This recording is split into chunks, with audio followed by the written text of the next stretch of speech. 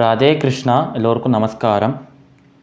இந்த வீடியோவில் மனிதர்களுடைய 3 குணங்களை பற்றி பார்ப்போம். கீதையில் கண்ணன் மனிதர்களுக்கு முக்கியமாக 3 குணங்கள் உள்ளதாக கூறுகிறார். அதாவது சத்வகுணம், ரஜோகுணம், தமோகுணம். இந்த 3 குணங்களை பற்றி சுருக்கமாக இப்போ பார்க்கலாம். சத்வகுணம். சத்வகுணம் வாய்ந்தவர்கள் தங்களுக்காக வாழாமல் மற்றவர்களுக்காக வாழ்வார்கள். அதாவது இவர்களுக்கு தன்னலமும் சுயநலமும் இருக்காது.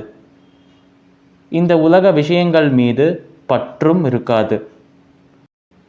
அவர்கள் செய்யும் செயலையும் அந்த செயலிலிருந்து வரும் பலனையும் பகவானிற்கே சமர்ப்பணம் செய்வார்கள்.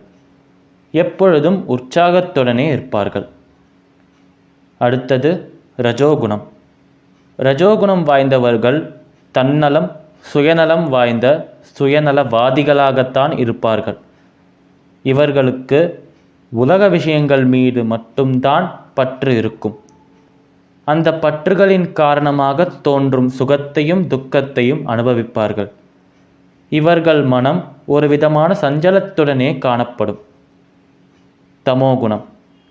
தமோகுணம் வாய்ந்தவர்கள் ஹிம்சை, மோகம், ஆசை போன்ற உணர்வுகளுக்கு அடிமைகளாக இருப்பார்கள். இவர்கள் ஒரு முடிவை தடுமாற்றத்துடனும் தயக்கத்துடனும் எடுப்பார்கள். இவர்கள் எப்பொழுதும் சோர்வுடனே காணப்படுவார்கள். மனிதர்களுக்குரிய 3 குணங்கள் இவையே. சமஸ்தலோகாஹ சுகினோ பவந்து. சர்வம் ஸ்ரீ கிருஷ்ணார்பணமஸ்து.